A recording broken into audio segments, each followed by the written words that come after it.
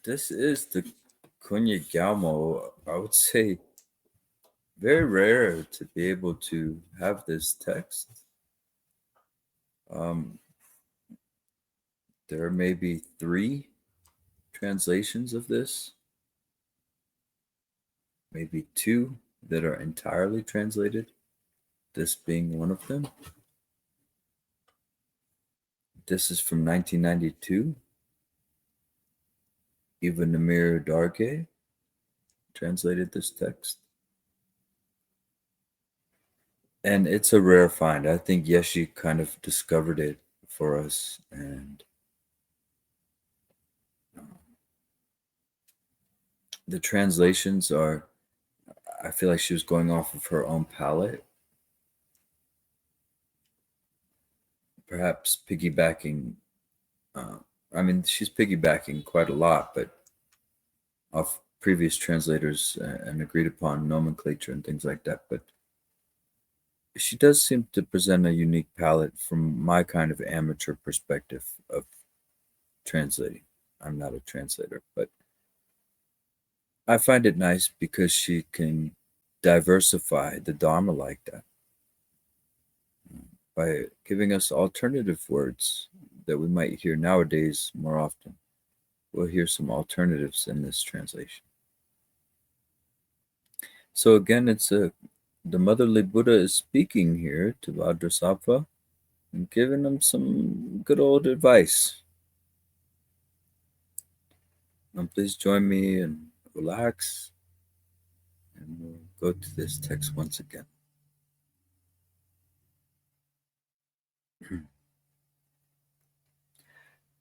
So the nature of these three forms of manifestation is explained as follows. The nature of the truth manifestation is explained as dwelling in the own being, because it is unborn and free of subject-object dichotomy. The nature of the manifestation of highest communal joy is dwelling in perfect joyful fulfillment of whatever desires there are. The nature of the corporal manifestation is explained as dwelling in the manifest body, which is likewise disciplining. Okay, let's stay here for a second because she's talking about the three kayas. The nature of the truth manifestation is explained as dwelling in its own being because it is unborn and free of a subject and object. That's emptiness. That's Dharmakaya. The nature of the manifestation of the highest communal joy is dwelling in perfect joyful fulfillment of whatever desires there are. Now that's a deep sentence right there, actually. This is referencing the enjoyment body. The enjoyment body can be compared to your subtle body, your energy body, which everything is energy, yet we make a distinction. We create a corporal body when the corporal body really is just an expression of the joy body. So this also tells us something here. This is related to the lucid aspect of our minds. Remember in Longchenpa's treasuries, we always heard that word lucid, and we'll hear it throughout the Dzogchen texts. This is a reference to your intuitive mind. I really encourage you to entertain the possibility that underneath your thinking mind is a fully functional intuitive wisdom mind. It grew your brain. It beats your heart. It maintains your body for you. I think we can trust it.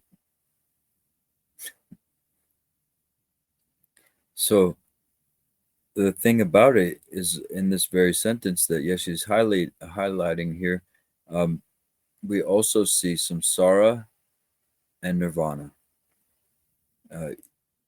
Fulfillment of whatever desires there are, because anything in this reality comes from that lucid aspect of our mind. That's responsible for really the kind of root code. If you look at intelligence that beats our heart or grows our organs, it's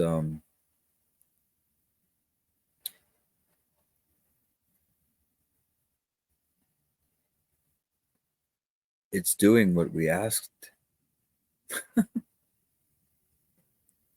The thing is, we just don't know how to really, at first, maneuver around with this power of our mind that's incredibly packed with energy. That's why we can get restless and stir crazy as well. Um, we're incredibly powerful. And so on a lucid level, your mind, just like it beats your heart for you, is manifesting a reality for you like an eggshell, saying, okay, until you come into this power, we're going to have this little eggshell. So it is giving us what we desire constantly, which correlates with the lucidity of our mind. And then we jumble that up when we add a bunch of preoccupation and fixations and basically these dynamic uh, disputing with ourselves, dynamic disputes with ourselves. I don't like when I feel like this, for example. Well, that's just you saying, no, lucid mind, I'm not going to listen to you. I'm actually going to go against you. And as long as you go against the heart of your mind, you're going to just keep getting boomerang back. You can go as far as you want, but one day it's going to snap and you're going to be brought back to the first, free of subject and object. You can make subject and object all day long, but the Dharmakaya will always just be waiting for you to realize, kind of like, hey, stop hitting yourself. At first, I think it's more of a maturity thing, though. I reckon some beings do actually choose, in a sort of willingness, to go into the dark side and stay there, whatever. I don't know. I know that people set up shop into hedonism for sure, and they do it kind of willingly. That's their dream, man. I don't need to participate in that. But that too will expire. So, the nature of the corporal manifestation is explained as dwelling in the manifest body, which is likewise disciplining. Isn't that interesting word choice there? I have no idea if she's talking about what I just mentioned, but your mind is kind of growing you. The world is kind of growing you. It's teaching you. Really, if you're stubborn too, then you're going to have a very deep sense of what the heck is going on here and disorientation because you're not oriented to the source. I really love this paragraph right here. I don't mean to dwell on it or anything like that, but wow, this is a very unique and powerful paragraph regarding the three kayas. Okay, so I will move on.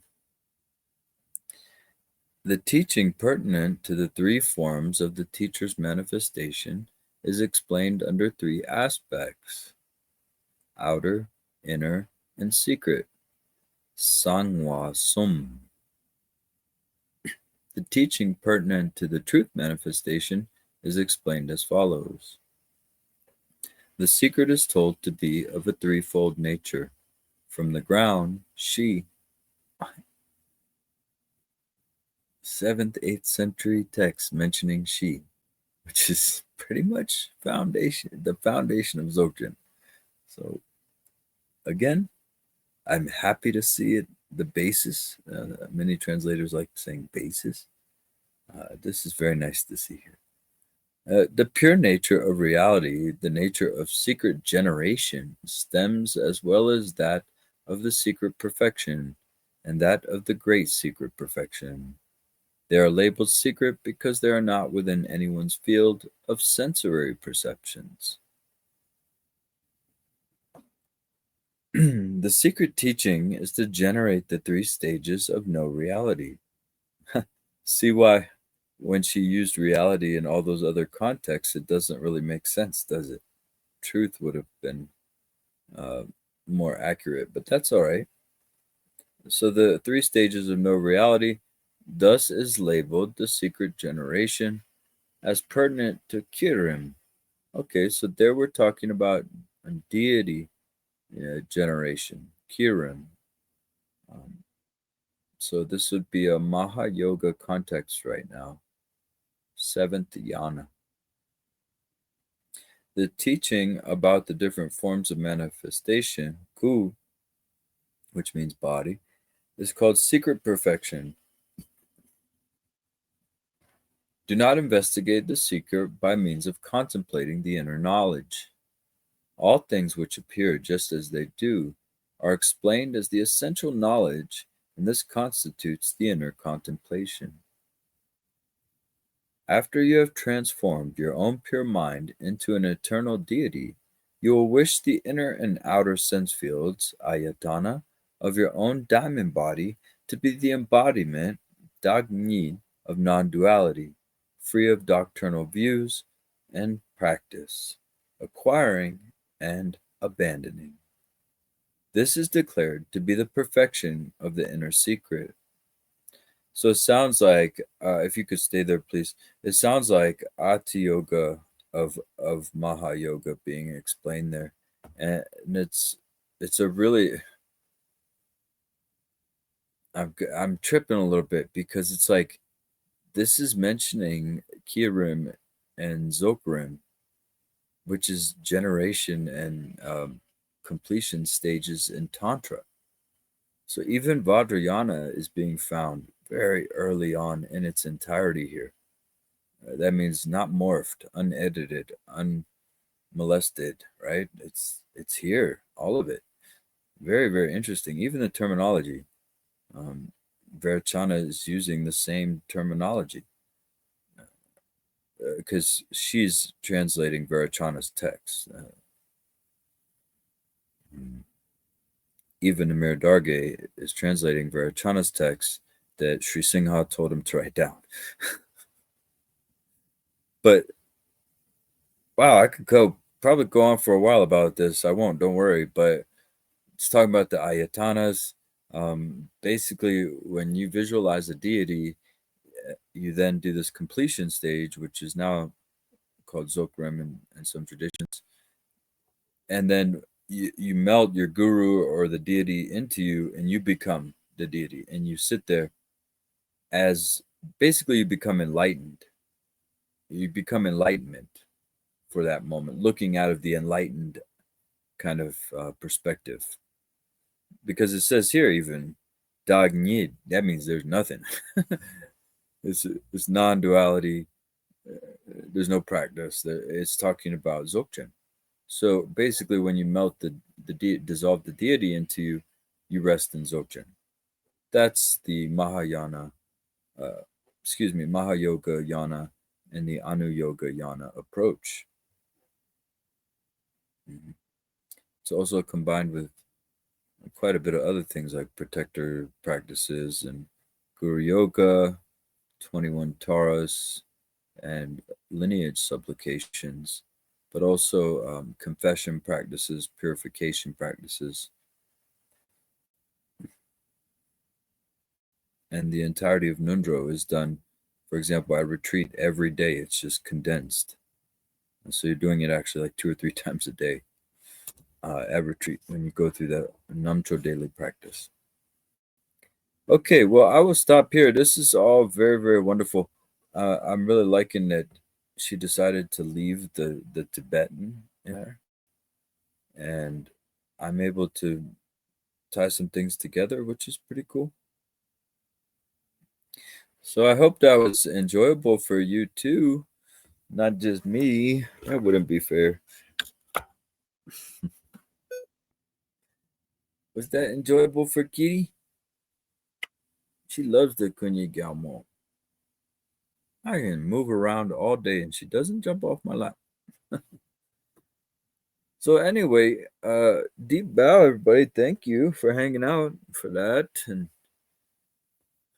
isn't it crazy? You're practicing what's being talked about here. Definitely worthy of rejoicing.